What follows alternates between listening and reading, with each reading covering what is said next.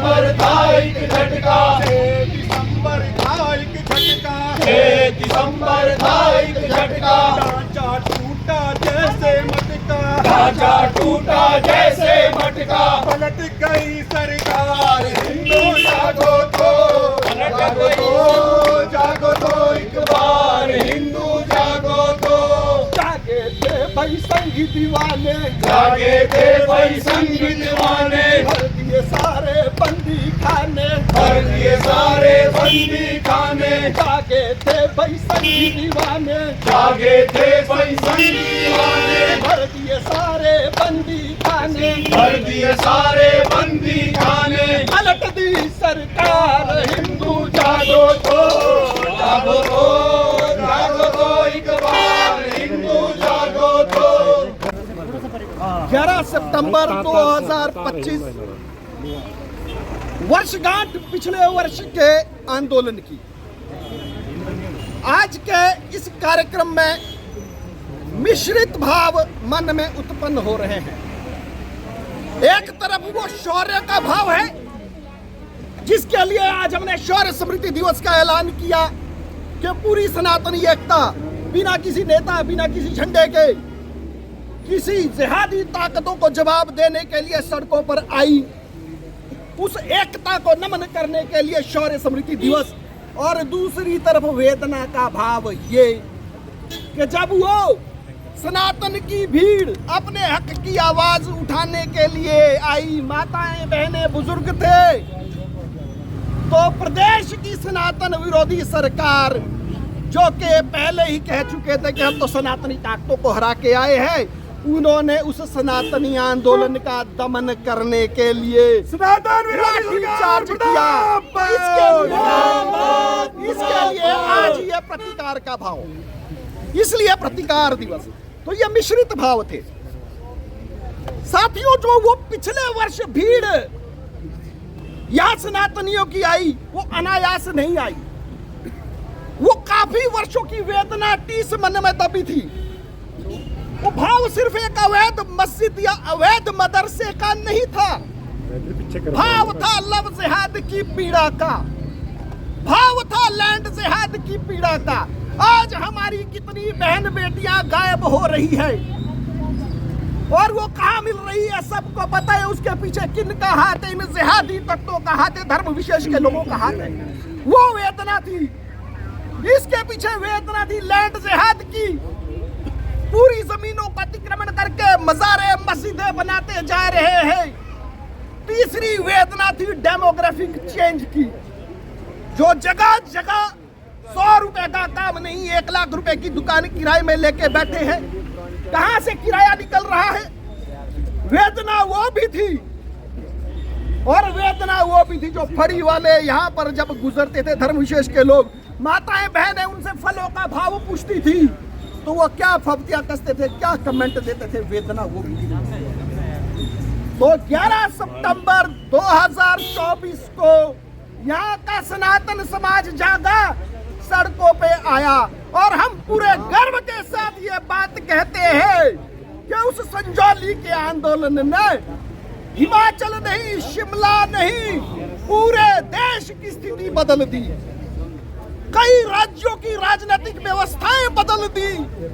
उसके बाद आंदोलन सुन्नी, मंडी, नेरवा, ना जाने देश के किन किन भागों में हुए। तो ये क्या भाव था?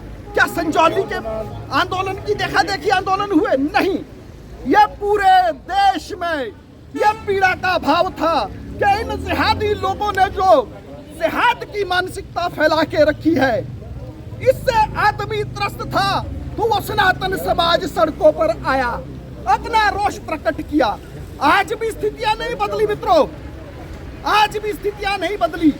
हमने ये कार्यक्रम किया, मैं धन्यवाद देता हूं जिला प्रशासन का।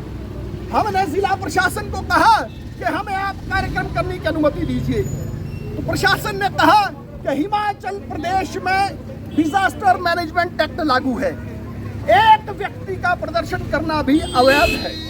पर मैं धन्यवाद देता हूं प्रशासन को, आज उन्होंने हमें यहाँ पे 11 लोगों को लेकर आंदोलन करने की अनुमति दी, जिसलिए हम प्रशासन का धन्यवाद करते हैं। संख्या भय शायद आपको डरा रहा था कि पिछले साल की भांति सनातन समाज वर्षगांठ पे सड़कों पर न उतर जाए, तो आपने 11 का राइडर लगा दिया। 11 ही तारीख थी, 11 ही बजे आंदोलन किया था और आपने हम पे दोबारा 11 का राइडर लगा दिया। तो आज फिर बता रहा हूँ, ये 11 11 11 इस देश की, इस प्रदेश की स्थितियां बदलने वाला है। आने वाले समय में सनातन एकता में नए युग का सूत्रपात होगा। यह आंदोलन थमने वाला नहीं है। फिर जो आज पिंडदान किया, इस पिंडदान का भाव क्या था? हमने अर्धपिंड दिए हैं 2। पहला अर्धपिंड दिया है हिमाचल प्रदेश की सनातन विरोधी सरकार। ये एक सांकेतिक पिंड है। अर्धपिंड देने का भाव ये है कि जहां हम खड़े हैं, यह शमशान घाट का भी अर्ध मार्ग है और हिमाचल प्रदेश के सरकार का भी आधा कार्यकाल पूरा हो गया।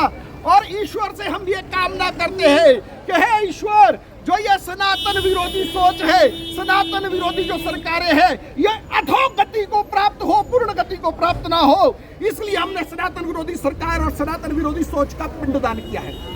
दूसरा अर्धपिंड हमने वक्फ बोर्ड का दिया है।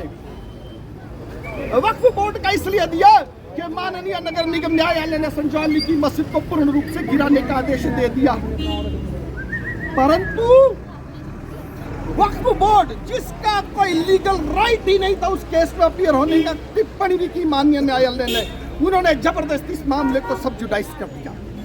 तो जो दूसरा आधा पिंड है उन जिहादी ताकतों का है और उस वक्फ बोर्ड का है। इस सोच के साथ हमने सांकेतिक रूप से आज ये किया है। तो ये आंदोलन थमने वाले नहीं है। सनातन की आवाज पूरे देश में, पूरे विश्व में जाएगी और हम जो सनातन है पुनः एक विश्व गुरु का परचम जो है वो लहराएगा पूरे विश्व में भगवा। यही हम कामना करते हैं। आज 1 साल हुआ चले हुए, परंतु इससे बड़े दुख की बात यह है कि आज वो सनातन विरोधी सरकारें उन लोगों को संरक्षण दे रही है जिनके विरुद्ध वो लड़ाई हम लड़ रहे थे। जो लड़ाई हमारी माताएं लड़ रही थी, जो लड़ाई हमारे बुजुर्ग लड़ रहे थे, आज वही सनातन विरोधी उन लोगों को संरक्षण दे रही है। संरक्षण इस तरह से दे रही, चाहे कपड़े सिलाने से लेकर नेता अपने कपड़े सिलाने इन लोगों के पास जा रहे हैं। इन लोगों को शहरों में जगह जगह स्ट्रीट वेंडर पॉलिसी के तहत यहाँ पे अपना रहे हैं। इन लोगों को यदि हम लोग बाहर निकालने की बात करते हैं तो हमारे तमाम सनातनी लोगों के ऊपर FIR कर रहे हैं। कितने दुर्भाग्य की बात है कि हम लोग सनातन की बात करते हैं, हम लोग हिमाचल को देवी देवताओं की बात करते हैं, परंतु सरकार की मानसिकता हिंदू विरोधी बनी है। भगवान देखने वाला है, भगवान उस चीज का साक्षी है। एक ना एक दिन यहाँ में भी एक प्रलय आए और इन सनातन विरोधियों को मिट्टी तले दबाता हुआ जाए, हम ऐसी कामना भगवान से करते हैं। और मैं आपके माध्यम से और भी कहना चाहूँगा कि अभी एक साथ के मुल्क में एक बहुत बड़ा आंदोलन हुआ, इतना बड़ा आंदोलन हुआ, 36 घंटे में वो पूरा हुआ। उस आंदोलन से भी उस सनातन विरोधी मानसिकता के नेताओं को सीख लेनी चाहिए कि जिस दिन सनातनी अपनी आई पे आए, ना वो गोलियों से डरते हैं, ना वो आपकी लाठियों से डरते हैं। और आपको मैं ये बताना चाहूँगा कि जिन लोगों को ये लगता है कि हमारे नेता हमारे लिए जीते